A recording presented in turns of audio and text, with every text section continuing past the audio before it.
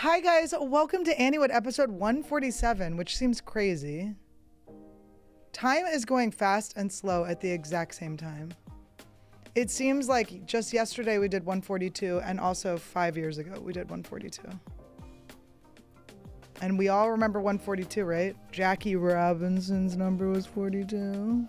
Has nothing to do with anyone's age. Did you guys see A Star Is Born when she was like, and it made no sense, and you're like, what? You're like, what? That had to have been a Lady Gaga improvised thing. Anyway, Lady Gaga. Are we Lady Gaga fans in this room? She was on the new Wednesday. It's okay, Patrick. Okay. No. Patrick just said she was in the new Wednesday. And guys, I don't want to start the show every time with this, but it's crazy because you'd think him he would be like, I love Gaga, and that would be gay. But he found like a gayer way to connect with Lady Gaga. There was only one gayer way other than going, I'm a fan of Lady Gaga. There was only one gayer way, and that's to say she was on the new Wednesday. This is a 40-year-old man, okay? This is a 40-year-old straight man who has a long-distance girlfriend. Is there a more convenient? His girlfriend's long distance, and she's mean, and she thinks it's funny he's gay. Do you understand? He picked a bruiser. Guys, welcome to Anniewood episode 147. Wow. What a fun show we have. More exploring the mind, the inner workings, more evolution, learning, all of that stuff ahead. So enjoy the episode. If you want to see the uncensored extended version, you can go to patreon.com/Annie. And I am on the road. I love doing stand-up. I love exchanging energy with you guys. You can see me this next weekend, September 12th and 13th in St. Louis, Missouri at the Funny Bone. September 16th is the next Anniewood and Friends. I'm going to be in Calgary in Alberta at the Laugh Stop September 25th through 27th. October 3rd and 4th, I'm coming back to Laugh Comedy Club in Seattle. Should I have Amanda Knox open for me? Comment below. October 17th, 18th, I'm in Point Pleasant, New Jersey, baby. Then November 14th through 16th, I will be in New Orleans at Skankfest. Guys, always in our hearts, we love Skankfest. November 20th through 22nd, I'm going to be in Houston, Texas. January 30th, I'll be in Dallas, Fort Worth. I'm going to just be in Texas in January and Edmonton. I have a bunch of dates coming up. So many. I'm going to be on a crazy tour. So go to AnnieLederman.com/shows to get your tickets and enjoy this episode, guys.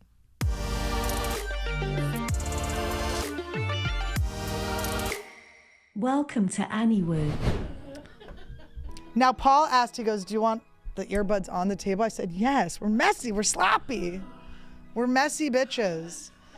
I'm always trying to not be messy, and then I'm going, I think the only way to not be messy is to lean into the messy. And Patrick is,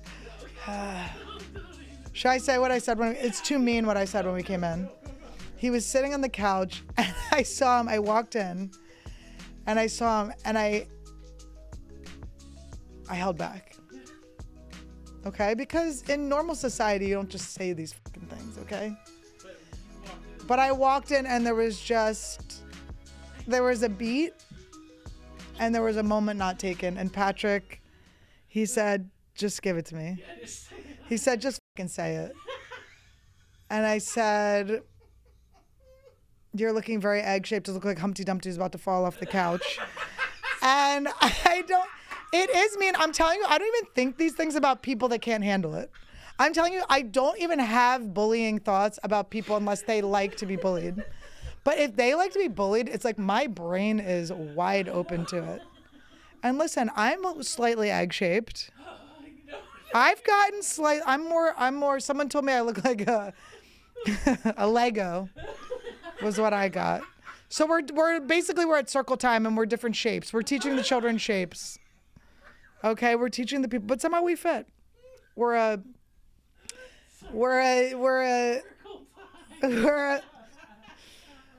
Lego shaped peg fitting into an egg shaped hole. Okay? Dishing out is a beautiful thing when those who are being dished at can take it, and those who are dishing can take it. And the best what is it? The best revenge? What's the best dish? What's the is served cold? What is that saying? The revenge is best served cold. Insults are best served on a lazy Susan that just spins on back to you. Spins on back. You want it to be spinning. And speaking of round lazy Susans, Patrick is also shaped like that. But he's working on it. He's doing great. And we're all gaining and losing. We're all up and down. We're fluctuating. We're fluctuators. Can we just be fluctuators? I'm going to tell you, there was a clip that was posted to me the other day where I went, huh. Because I refuse to change my clothes. I'm not changing my fucking clothes. I will shove myself into my clothes.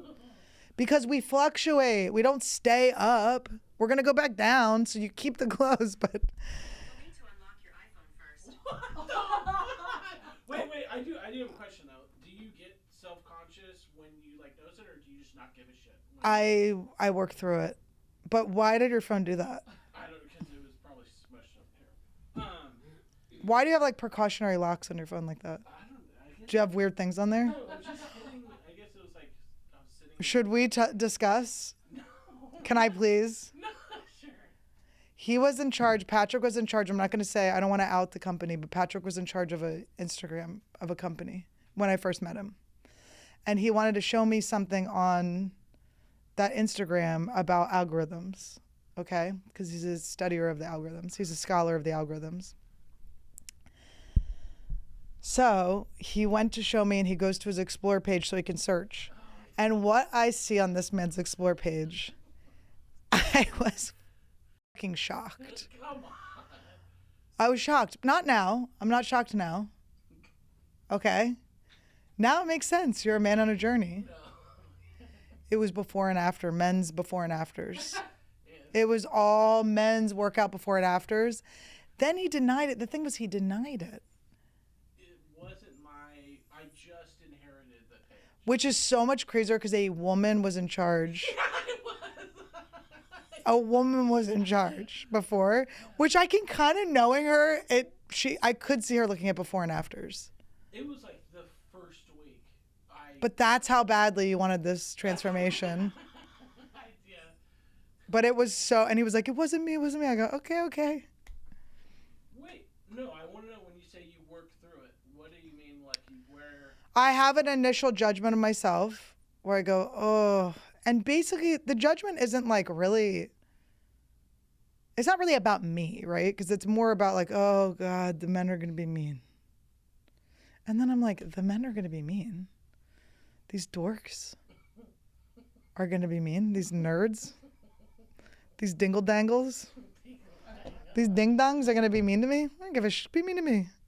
Spend your day checking out my muffin top. Eh? Why don't you build a Lego ship of me, you fucking dork? I look like a Lego. Will you still play with them, yin and ar? What are you talking about? So then it goes away. You put those clothes on and you just stop thinking about it? I just want, maybe I would wear a different outfit. But you know what? Also, I just went, you know what? I'm starting to I don't want to change clothes, so I'm going to have to start working on my body again. Because I don't want to buy new clothes. It's not that I don't want new clothes. I don't like the idea of buying new clothes. It's just get in shape. I remember I had this teacher in college who I missed every class. It was like a Spanish class, so I was like, literally, who cares if I show up to that fucking shit? Like, it was like a fake class. I remember I would have these fake classes, and the teacher would be like, you didn't show up. I'm like, I have real classes. My art teacher was like, where are you? I'm like, I have real classes, bitch. Like, what are you talking about? I have like papers I have to write and shit. And by the way, I'm not going to those ones either. But I'm like, my one art teacher, my painting teacher, Merchant, I'm still friends with him, but He was like, you didn't show up. You showed up to 2 classes all semester. He's like, you didn't show up to any of the critiques. I was like, I painted you like 2 or 3 paintings. He's like, what? He's like, what is this? And I said to him, I go, I have real classes. I don't have time for your nonsense. Fucking, the hell is this? This is school. I have to. This is a joke. Are you kidding me? This? And then you want to know how I got a good grade? He told me, I don't think he teaches anymore. He told me not to tell anyone this, but I'll just tell my people. Guys, keep this a secret. Don't tell anyone. He goes, it was like the end. He goes, I can't give you a good grade. And I go, well, that's so weird. I was a waitress at the time. I go, you come into my restaurant with your family, and do you pay full price for the meal? He's like, no. I go, yeah, I give you most of the stuff for free. He goes, yeah. I go, did you earn that? Did you do anything for that? Or are you my friend? And he was like, all right, I'll give you a B. Don't fucking tell anyone. I was like, Richard, just give me a B. What are you joking? Are you going to fail me? Give me a B, you idiot. Who cares? Literally, this is a joke. I did 2 paintings. They were banging. I did a self-portrait, and I painted in black and white. We had to do a black and white painting. I painted we had to pick any object. I picked a ice tray, okay? And it was fucking awesome, and it looked so good. And how hard is painting a fucking ice tray, bitch? I picked the hardest thing, and I showed you how good I was at it, bitch. But art class, I was always like, guys, what are we, like, are you serious? I'm really close with my one art professor, too. She's so good. She used to call me. She would call me at like 8 in the morning. I would have class at 8:30. I don't know why. I think it might have been one I had to take. I don't know why it was 8:30. Or maybe I just had that moment of like, I'm going to be like an early person when I signed up for my classes. I don't know why. But it was like 8:30. And I would get calls from her. Or it was at 8. And 8:30 I would get calls from her. She would call my dorm room. Pick up, like, hello. She's like, where are you? And I'm like, what the fuck is happening? She's like, you're supposed to be in class. I'm like, I'm a grown up. I'm 18. I'm allowed to cut class now. My parents aren't here. And she was like, we'd love to have you in class. And I'm like, Susan, like, beat it, bitch. Like, what are you? I was like so annoyed with her. She just believed in me.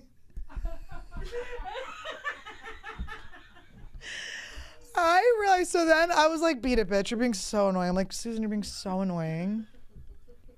God. And then the school was like going out of business. So then 8 years later, when I still hadn't graduated, I got all these incompletes.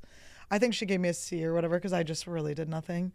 And I just didn't even when she would like give me instructions for things, it was like she was speaking Chinese. I was like, what? And I would just make something and she'd be like, that is not like at all what the assignment was. And I'm like, well, I did it. And it looks cool. She's like, but she was so cute. She's such a talented, amazing woman. And so so then I get a message this is 2008. I get a message. I just moved to New York to do comedy. I get a DM on Facebook from Susan York. And she goes, Annie, the college is going out of business in 2 weeks. I just looked at your records. You have 4 incompletes. Like, you're not going to get your degree unless you like fix this in 2 weeks. And I was like, oh my God. So then I got on Adderall. I just quit drinking. I had asked my sponsor if I could get on Adderall. Got on Adderall. Didn't tell them how I took it, but I said, can I get a prescription? It was my mom's. Oops. I boofed it. I took it anally. So I had a credit card. I had like one of my first credit cards. I just put like a flight to Santa Fe on there. I flew to New Mexico. I like relearned statistics real quick. I like went to all my teachers. I wrote some papers. I just like finished it off. I got it all done. But if this woman had not hit me up, I never would have graduated. And I would have had to have like tried to transfer credits from this gone out of business school to another school and gone to like an actual school, like a real one that didn't go to business. and like retaken all of these classes and shit. I never would have done it. So I just would have been like someone that went to undergrad for 8 years and didn't graduate. It would have been just, I would have felt like such a loser. I would have felt so bad. I just know myself. I would have been so critical of myself. I would have just felt so horrible. And this woman came in and she saved my ass. And she's just because she loves me. And when the school was closing down, I was in Santa Fe. I went, she had this like dinner. She like with all these people. It was like this long table in the art center. And she was like, I want to applaud my student, Annie Lederman. I was like, oh my God, okay. You know, I was like doing open mics in New York. She's in New York, she's doing comedy. Every day she steps off a ledge. She takes a risk and she steps off a ledge every day. Like she's so brave. And it was like, oh my God. I was like, where were you my entire childhood? Like, it's just so crazy. It was so foreign because I was so used to like the opposite, like of people being like, don't be cocky or don't be this or whatever. Like, it's selfish to do this. It was like the stories that I had in my head from when I was a kid. And so it was like so crazy. And she was so sweet. And she was just always trying to help me. And I was so like, bitch, beat it, bitch. Beat it, bitch. I'm like, don't be calling me, bitch. Click. I'm like hanging up on her. I'm like, you know what I can do as an adult? Click.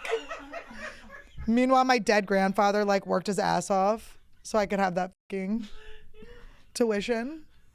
That's what happens when you don't pay for your own college. When someone else pays for your college, that's privilege right there. Privilege is being like, I did not get it. I was like, isn't the whole point of college to not go to class? But yeah. You graduated in 2 weeks. Yeah, I finished it in 2 weeks. In 2 weeks? Yeah, but I think they were a little easy on me. But I did have to go back to Brother Brian was like my statistics teacher. And he was like a Lasallian brother. He was like this, I mean, he could have been 147 years old. But who knows? He's like a brother. So maybe he was like a priest. So maybe he was like 47. But he like looked so old. And he looked like the celery from VeggieTales. He was just like the skinny neck. And then he just had like, or maybe the broccoli. I don't know. But he looked like broccolini. And just like skinny head. And his hair was tall. For some reason, his hair was tall. And he wore like the robe with the rabbit's teeth, like white thing. And he was so serious, and he would always talk about like bring up like how abortion was bad. Like he would just like bring up like weird religious stuff for us like in the middle of class. But I loved him. I got a kick out of him. And so I came back to the school to finish statistics, and he was one of those guys who always had like phlegm. He was always like, he had like a handkerchief and he would phlegm into it, and you're like, we don't want to use tissue. Like, didn't we like evolve past putting the snot back in? But anyway, so he just like was like a tissue guy, and or not a tissue guy, a handkerchief guy, and he was always like clearing his throat, and he talked like really slow. And I went in and I was like, you know, like, how do I get it? And he was just like very paced, and he was so sweet what he said about me. He was like, we all really like you here. This whole department really likes you. And I think I had such a low self-worth just from being like verbally abused as a kid and just called a bitch and selfish and all that stuff, that like, which is so weird because it's like my relationship with my parents now is so the opposite of that, but that's just how they just were angry when I was little and they took it out on me. And so like I just like absorbed that.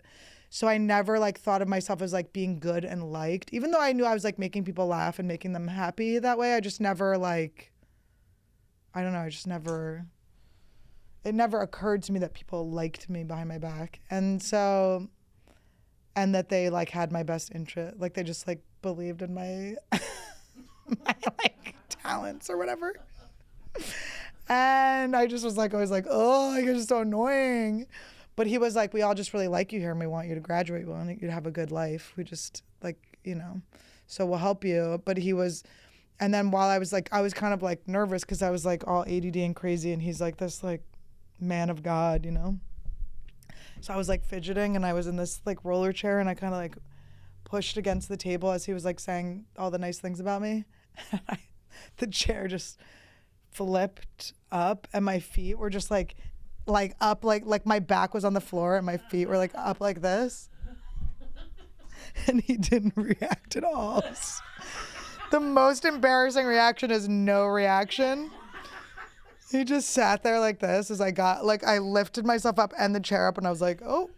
And he just was like, and we think if you really apply yourself. And I was like, oh my fucking God.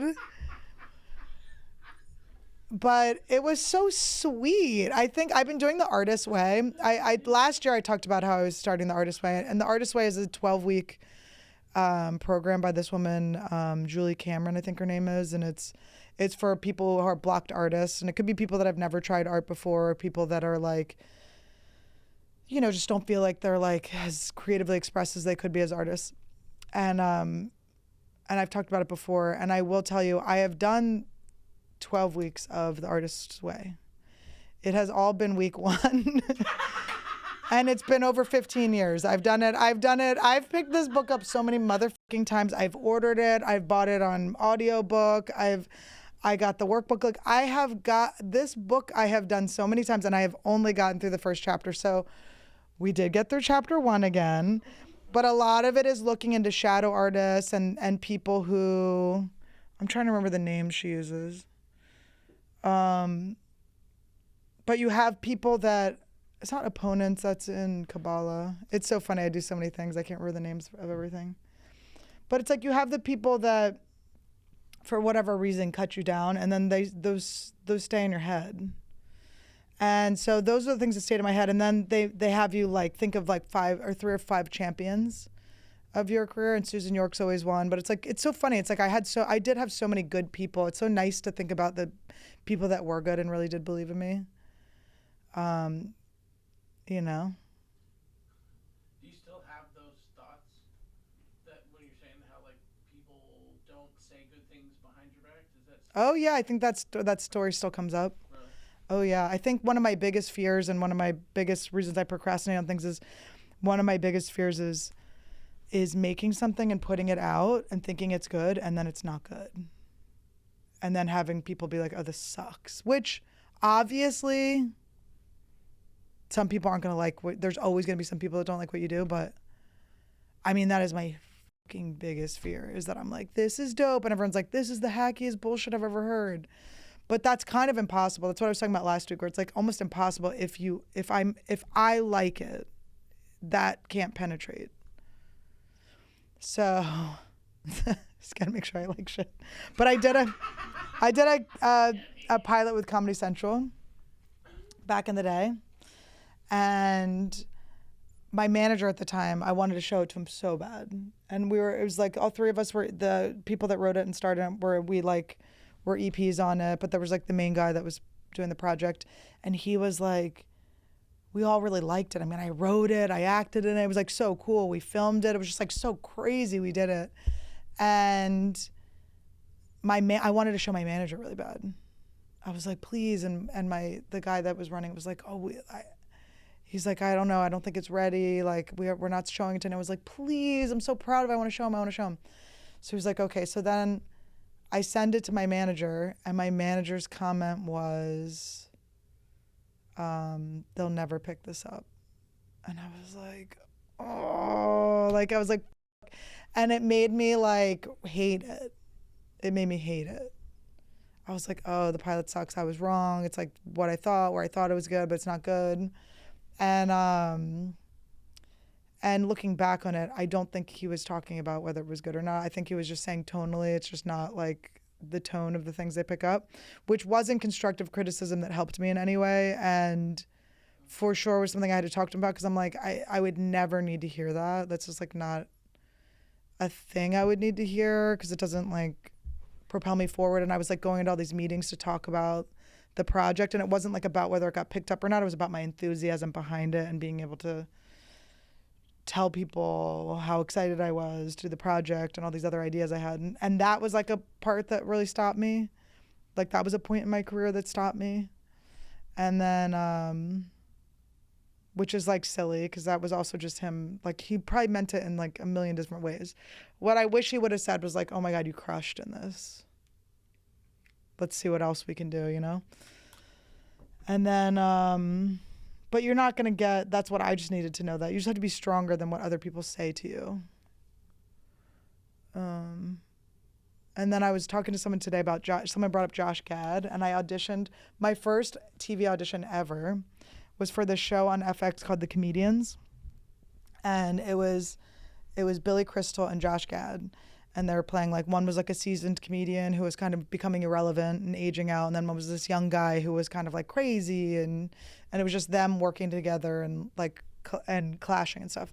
So I go in as Allison Jones was the casting director, who's like, she's just the best casting director. Like, everything good, if you wait and watch the credits, Allison Jones is the casting director. She's just, like, I haven't auditioned that much for things, like, compared to a lot of other people, but, like, I've definitely, like, auditioned for Allison Jones and then auditioned for other people, and it's like, there's a difference between how comfortable you are. I mean, she just is the shit. She's just so good. She brings the best out of people. So anyway, so there's my first audition ever. It was a self-tape. It was around Christmas. I didn't want to do it. I was like in my head, I was like, oh, I'm not going to be good at this. And my boyfriend at the time like forced me to do it. He was like, let's just fucking do it. I did it, like, send it in last second. You could send it in. Sent it in, got a call back. Then went in for the callback, and Josh Gad was there. I got to meet Josh Gad, and Frozen had just come out. And there was a movie called Frozen that was a horror movie. Did you guys ever see it? It's so good. It's actually the best. It's a ski lift gets stuck, and these people are stranded on a ski lift, and like the place closes down and nobody knows they're there. So it's like people like trapped on the ski lift, and there's like wolves and stuff, and people fall out and they're all crunched up and stuff. It's like so good. It's so good. It's so good. So I kept making the joke about like that movie, Frozen. I just couldn't stop. But it was like killing. I was like, hell yeah. I was just like had the room in my pocket. And it was just so easy to like, and it was like a looser script. So it was more like, you know, partial script, half improvising, which is like a fucking dream for someone like me. And then Larry Charles was directing it, he directed Seinfeld and Curb Your Enthusiasm. And he's just like such a G. He was here. He recorded an episode with Greg here, but I had just auditioned for a commercial that he was the director of. So I had just met him. So it was so I came back for the director's notes. So it was like a second callback. It was like the callback before the testing with the network. And so I go back, and it was so fun again. It was like so good. And it was so good to see Larry Charles again. And we had already had this rapport, and it was just so fun. And then I go in, and it's the last thing when you test for the network. It's like the last audition, and there's like 4 or 5 people that test. And I get in there, and everything's going perfect. And then I just have this moment of low self-esteem, and I look at the list of people that were there before me, and I just start Google imaging them instead of just being in myself and my moment or whatever. And I Google image the girl that was there before me, and there's a picture of her hugging Josh Gad. So I go, there's no way I'm getting the part. This girl's gonna get it. And then I went in like defeated, and so it was me and Billy Crystal and all these like network execs, the writer, the producer of the show. And we're like improvising, and I'm just not on because I'm like defeated, you know? I'm just not how I had been in the room each time. And I didn't get it. And like, whatever, who cares? The girl who got it, I actually was friends with an actress that was friends with her, and she was like, oh my God, it was like such perfect timing for her. I think she just had a kid. It was like very like a happy situation the girl got. It wasn't like, I didn't feel like someone took my part or something like that. It wasn't like negative towards that or like I was supposed to get it, but I didn't, that was a moment where I could have been like, I'm the fucking shit. If I could go this far, how far can I go? But I kind of got in my own head about the failure of it rather than the success of it. And I was just thinking about that, but that was like my first audition. And I just didn't like run with that momentum. And it's okay. I'm not mad at myself because everything's divine timing. I wasn't ready. I don't know. Honestly, like emotionally where I was at that age, that must have been, let's see what year that came out. It had to have been like 2013 or 2012. Yeah, so I was young. I was like, had just turned 30. So it was like, it was just like very like, even though that people that are 30 think they're old. To me, that I may as well have been like 14. Like I just had not worked through my shit. And I don't think if I had gotten I don't think I could have handled having like the level of success that I could have if I pushed through that. I don't think it would have worked out for me. And I was too guarded and too kind of prickly and angry still. So it's all good. But I was just thinking about that. It's like, oh, there's so many things where I just didn't see myself. It's kind of like when I don't feel this way because I like how I look the most now than I ever have, but like people will look back at their pictures of when they were younger and they'll be like, I was so beautiful, I wish I knew. It's kind of like I was so like talented and I didn't know. I was so like kind of ready to be a star, or maybe not ready, but like on the cusp of being a star or something, you know? And I didn't know, but that's okay. It's all good. It's just interesting to see now and go like, oh my God, I've like done so well. So cool.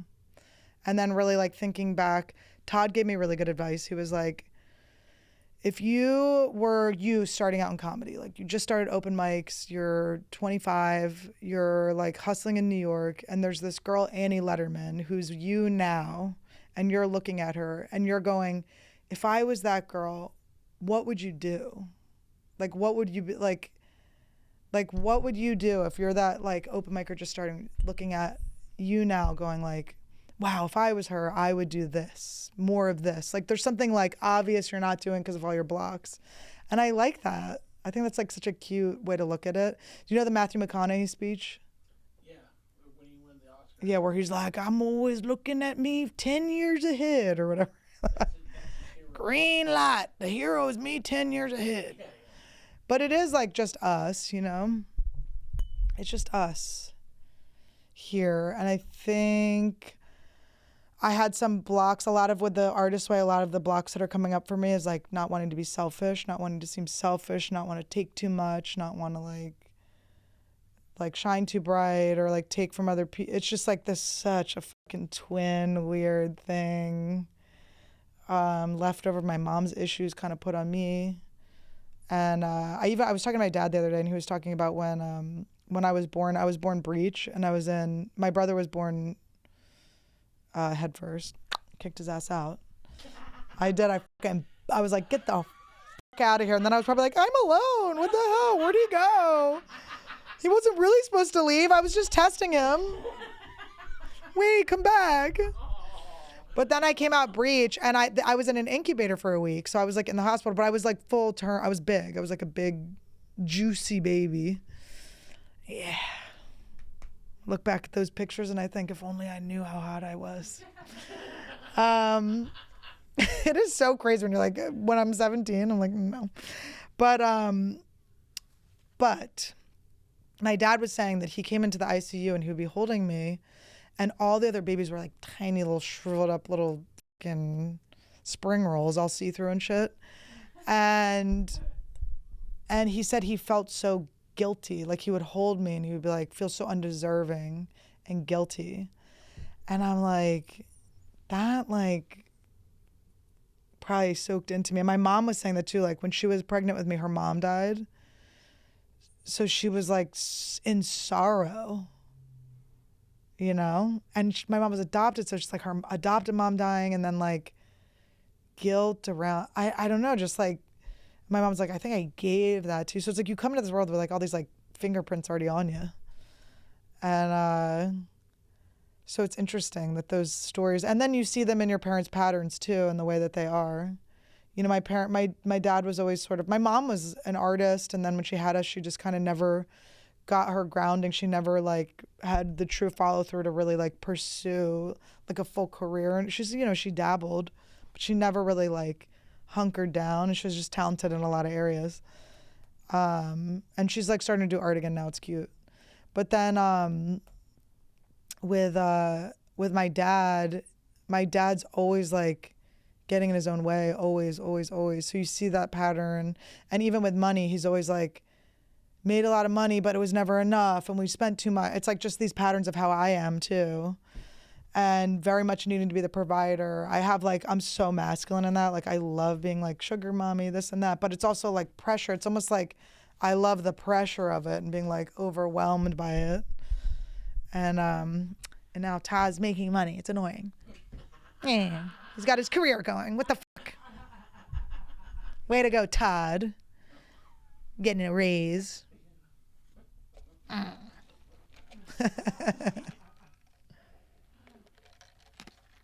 But just like, I don't know. I'm just proud of myself. I've done so good. So exciting. And like last night on stage was so fun. I was in the main room. It's just so like Spade was like giving me shit. And not like really. He was just like talking shit in the green room. Last Anniewood and Friends, and he was like, oh, I don't just go up there and go, what do you fuck her in the ass or whatever. And I'm like, neither do I, but if I did, it's funny. But like, I like that I go out there and I'm like, like, what are we up to tonight? Like, what's happening here? You know, like, what am I feeling? And like, what are you guys feeling? I kind of like that I do that. It's fun. I like that I think it's unique. I don't think a lot of comics do that. So it's like fun that I like that I come out and I'm like taking in the vibes of the room and then kind of going with that. It's fun. It's cool. It's exciting. You talked about last episode that you wanted to work on tags more, Mm-hmm. a little bit more focused. Have you been doing? How's that been going? A little bit. I've kind of been like, oop, there's one tag. I'm like, oh, I got that tag a couple days ago. It's good. You know what I mean? Yeah. The other thing is too, like, I do want to work more on tags and stuff. And then yesterday I was like, oh, I don't feel good. I'm on blah, blah, blah. And then I realized was just on my period. And sometimes you just got to like, be like, I'm going to just lay. Wasn't like watching TV and wasn't like bed rotting or anything. I was still getting work done, but I was like, I'm going to just take the pressure off, and it should all be downstream, you know, like everything good is downstream. So I think sometimes when I go like, I'm going to tag everything up, it's like I put that upstream rather than downstream, rather than being like, I love tagging things. And I tag them in my own time, and I sit down and I'm respectful to like whatever gave me the talents that I have. I had that epiphany today too, where it's like, whatever gave me the talents that I have, which is like, could be my ancestors, my parents, could be God, source, universe, whatever. Could be, I don't know, maybe some comedian that died before I was born gave this to me. Who knows? It's almost like out of respect to them, I'm going to sit down and I'm going to kind of do it. But I've been doing my morning pages where you just like free write, just get the gunk out of your head and stuff. I've been writing down my goals. I've been doing my meditations. I've been showing up for myself and getting all my stuff done and keeping my routine together, going on walks, keeping my brain open and stuff. So yeah, I mean, I could start doing an exercise where I sit down and I'm like, all right, write 3 tags for this. I could do that. I haven't really done that. I've more just been like, all right, I have this tag. Where can I go with this? And then like on stage being open. And I definitely have some new stuff around. Like if I know the themes of what I'm talking about are, for me right now, whether or not to have kids, how weird it is to be this age, being engaged but not really wanting to get married. Like these are like the themes of my life. So I'm kind of just like evolving out those sort of chunks. And it's fun. I did a whole thing last night about giving my kids Coke. I'm like, why are we not giving the kids cocaine? Yeah. Maybe I gotta have kids just so I can give them a little Coke. But there was a whole bit to it. But like, and then it's like, you know, I'll watch that back and I'll see if that's something I can keep doing. When you're in your meditations, your hour-and-a-half meditations, do jokes come up when that happens in the middle of it? They haven't been, and my breathwork haven't either. I've also been doing like kind of lazy, like I've been doing 15-minute ones because it'll be like, my day gets ahead of me and then I'm like, oh God, I got to do my meditation. And then I'm like, all right, let me just do 15 so I can get it done. And then maybe I'll do another one later. But we'll see. We shall see. But no, they don't really come up that way because I'm trying to clear my brain. But I talked to Al Magical last night and he said that he forces himself in the morning to just like the minute his eyes open, he just starts writing, free writing 30 minutes of jokes. And I'm like, I like that. But morning pages are like, no, it's not work. You don't write work. You write all the shit out of you. But I think I'm going to transition it more into what Al's doing because I do think that's like a meaty time of the day where your brain, you're still in half dream and stuff. So you're kind of like, so if I woke up And I had a notebook next to me, and then I'm like, weddings. And I like write about weddings for half an hour. Like, I don't know. I think that could be pretty fruitful. But I'm just like experimenting. I don't want to rigidly follow too many things. That doesn't work out for me. I'm excited. I'm just deciding to be what I want to be, and it's fun. I'm feeling very good. I'm going to Vegas tonight. I'm opening for, or I don't know if I don't know how he's having us do it, but I'm performing with Doug. I guess I'm opening for him, for Doug Stanhope. And then, and Andy Andrus is going to be there, and it's going to be really fun. We're going to ding, ding, ding, ding, ding. I'm going to hopefully see Vegas Matt, have some fun, do some slots, do some side bets with him and WBG and W2 Jesus. And if you guys know who those people are, you're very cool. And EJ, and if you don't, get on it. Get on it. Get on it. Know the cool people. I thought myself I was gonna be like, you gonna see the Wizard of Oz? Friend of Dorothy, huh? It's unbelievable. It gets crazy. It's okay. It's weird. Can you grow a beard? I can. Yes, I can. Yeah, I can. But no, I saw the Wizard of Oz at the Sphere. It's pretty cool. All right.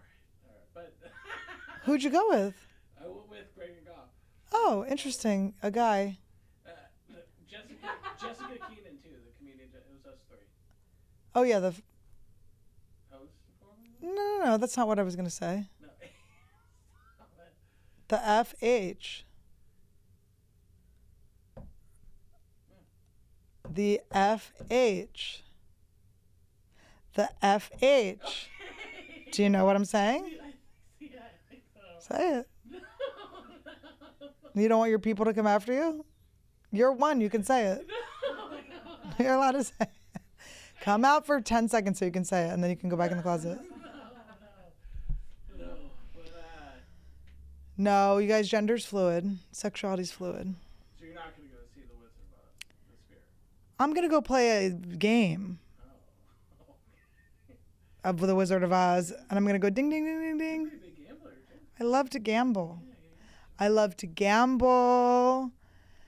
I love to do a little cereal. My favorite cereal, Special K. It's delicious cereal. I love to do a little cereal and gamble. It's so fun. You feel really connected to source. You think you cracked the code. You're like, I think we cracked the code. I love to go play my girl, Nora Aquafina. I love to go play Crazy Rich Asians. I'm always like, Nora, let's go, bitch. And I love that cereal. It's my favorite breakfast cereal.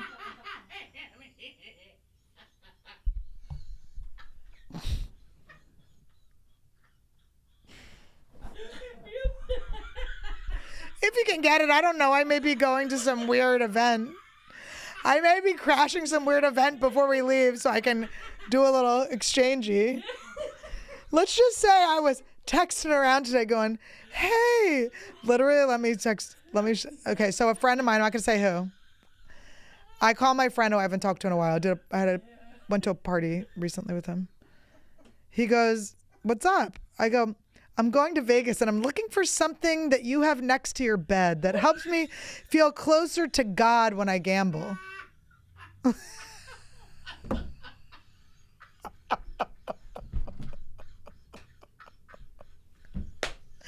Okay, then I text another guy. Before that I usually get it from. I go, I'm going to Vegas tonight. Do you have anything that might help me tap into sources overflowing abundance while I play slots?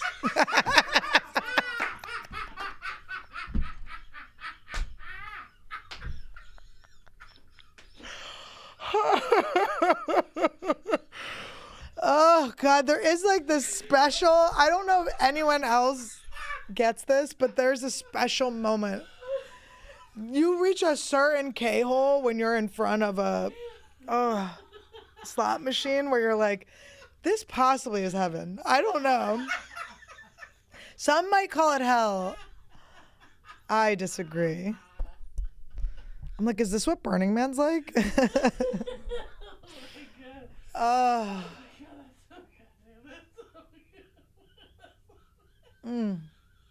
Oh, wait, I've been trying to learn to read. Wait, by the way, last week was quite embarrassing. Welcome to class with Annie Lederman, where I'm literally trying to skip reading in front of people because it's so embarrassing when I can't read. So then we're leaving, and Patrick is like, you know, you could be chunking the word. I'm like, Patrick, you teaching me to read is so funny. I'm like, save it for the podcast. But then I looked up chunking, and then I'm reading The Artist's Way, and I don't know if it's just because I've listened to the audiobook and stuff too, I'm able to do it, but I am just kind of like, instead of doing like going across like that with the pen, I'm just going down. So I'm just doing like line, line, line, line, line. I think it's helping me. I don't know if it would help me read out loud. Try it out. Oh, Try it out. so embarrassing. Okay.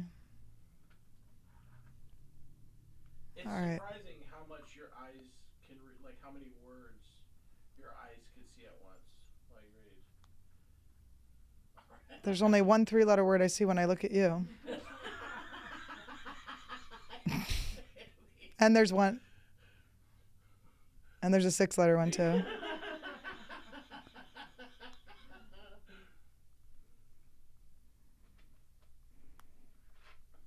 I'm getting something to read.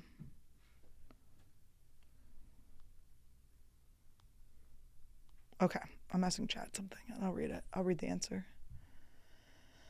Okay, all right. This is me chunking.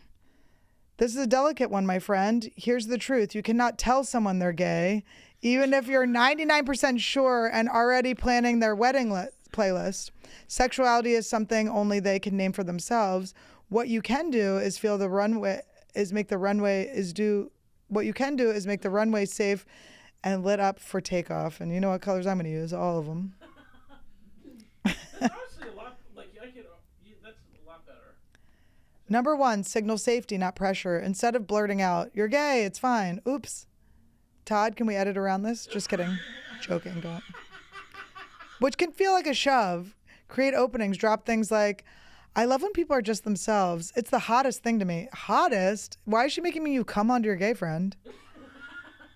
"I'm always here if you ever want to talk about your crushes or relationships. Zero judgment." I'm like, Did that not feel? It is better. I think I'm doing better, yeah. So much. Seriously, so much. That was really. Isn't he good? Patrick's changing my life. By the way, I'm in a text thread with my 2 girlfriends from college, and one of them's like, my mom's Mensa. Her mom's a pathological liar. Her mom's not Mensa, but she's like, my mom's Mensa and my husband thinks he's Mensa or whatever. And she's like, I feel like I'm probably Mensa. And then she's like to me and my other friends, she's like, we're probably all Mensa. I'm like, guys, I'm going to be completely honest. I'm trying to learn to read today. I'm literally on YouTube trying to learn to read. I don't believe I'm Mensa. I'm not playing this Mensa game with you guys, okay? I'm Menses. I'm not Mensa. Mensa does sound like a superhero that like beats you up with her tampon. It's so funny. I do feel like with the gender stuff, I feel like periods, like, I feel like men need to like, because I don't know if this is everywhere, but just like in comedy, there's sort of this like underlying thing where it's like women always talk about their periods, and like, you're not supposed to talk about them in front of men. I'm like, yes, we are. Like, we're supposed to be talking about every part of them too. Like, you guys should have to sit and we should have to like explain everything. We should show them to you. You should have to see all of it. All of it. It's so fucked up. So fucked up that we just have to silently bleed. It's bullshit. By the way, I've bled on everything. Every time I've stood up from a couch, I've bled on it. Everyone that's ever been in a room with me has seen my blood. I woke up in just a puddle of blood today. A puddle of blood. Thank God I finally got a mattress protector. I was just fucking ruining thousands and thousands of dollars worth of mattresses. I was like, thank God I'm on a podcast and I get mattress sponsors once a year. Whew. I was like, people are like, can I buy your mattress? I'm like, you don't want it. Looks like you could, there's a hooker in them. But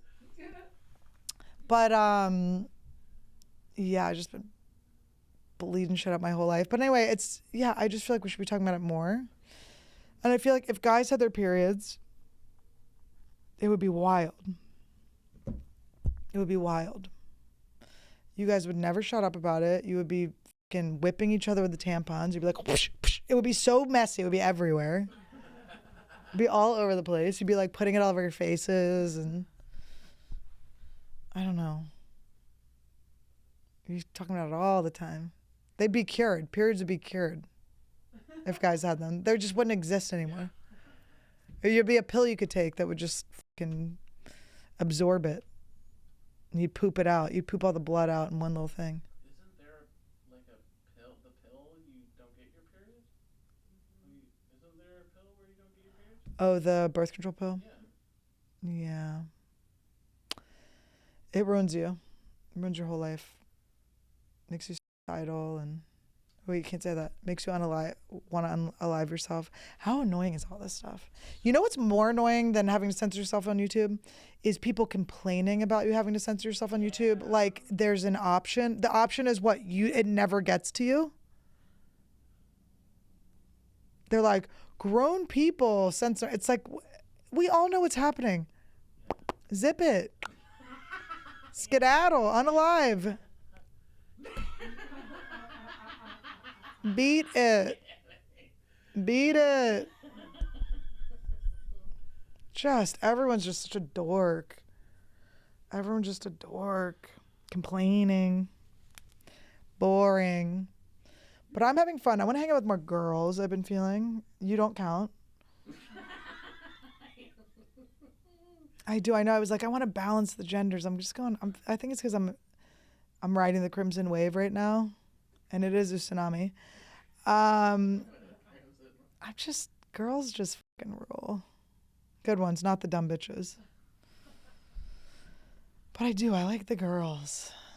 I like the ladies. Do you have a lot of girlfriends? Yeah, I do. I know, I don't think I've met your brother. Yeah. Is the only guy. I have a pretty good balance of both. Because I also work at the store, so I'm surrounded just by... I know, it's fun when we have built-in friends. And there's just so many people there that it's just... Yeah. Yeah, it's a pretty healthy balance. Yeah. Like in my close friends, it's a guy. I have one really, really close guy. When you did this, Really? it's crazy. You literally, when I have a really close guy friend, I'm not even kidding. I know you guys can't see it. I swear to God he did this. I'm not, you know you did. That's why he's laughing. Yeah, but like close. One close. I saw him pump it. He pulsed it. He kegeled it. Did you ever kiss a boy? For an audition years ago when I wanted to be an actor. It was for a Sims commercial. Yeah. That's so weird that you're in the simulation. You're simulating. It was for an audition. It was for Sims. It was the first time where Sims, the two, like you can have a heterosexual couple or it could be a gay couple. And they were doing a commercial to show like... And you weren't sure when you came in which one you were going to be? No, yeah, and so it would have been a real high-paying gig, and everyone there was down to just... It was a commercial. It was a commercial. It was filmed in San Francisco. I didn't get the part. It was an audition for a commercial. Don't ever speak down to me like that. He chunked his own sentence at me. He went, it was an audition for a commercial. I didn't get it. Oh my God, the way you chunked at me. Don't you chunk. No. I'm just kidding. I'm joking. more meaning that, like, I didn't even get the fucking part. I didn't Right. get the dude for an audition. Right. Like, so I ended up just kissing. How did it feel? It sucked. He had a beard. I had some lesbian things and it was weird. It's just not. Because I think I could probably be as much lesbian as I'm making fun of you for being gay. You know what I mean?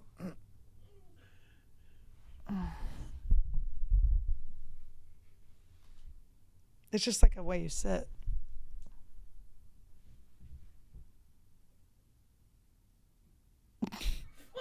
Girl, bring that pussy over here.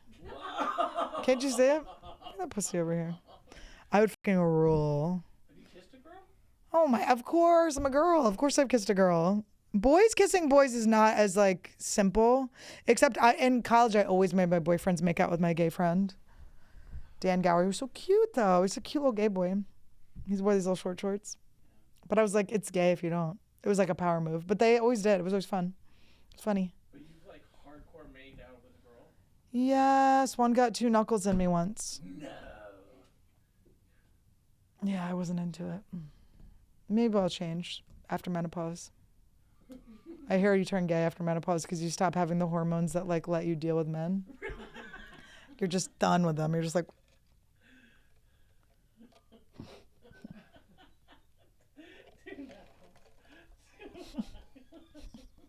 gay, straight, who cares? Love is love, baby. I do think that. It is so like, I want more, I'd like to be just, being with the gays is really, it's a superior hang. It's a hang. It's a good hang. Not at all. You can't generalize everyone, but whoo, for the most part, that is an elite hang. Very fun. And I like hanging out with the lesbos too. I like the community. The straights are cool. Not talking shit. I don't want to hear no people about me. Everyone's cool. Everyone's fun. But there's something about those gays. Like, have you ever seen the things where it's like normalize your friends putting on a show for you when you pick them up? And it's just gay men just fucking doing backflips into the car. It's like, what are we doing? Like, what? What?